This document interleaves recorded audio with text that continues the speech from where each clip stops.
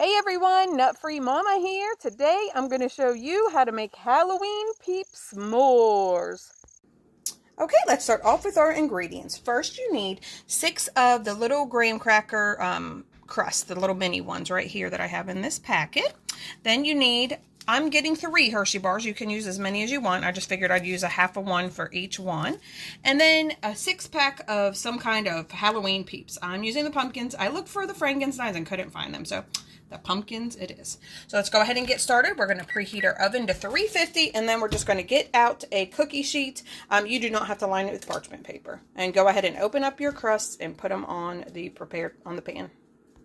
My little crusts are all lined up, so now I'm just going to break up my Hershey bars and place them next into the crust.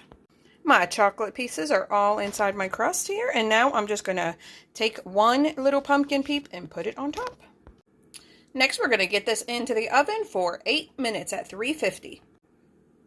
My Halloween s'mores just came out of the oven and they look so adorable. So I'm just going to go ahead and let these cool off a couple minutes and then we'll see what Taste Tester thinks. Hey, Taste Tester. Ooh, it's Leatherface. Have a little taste. Okay. Oh, it's Taste Tester.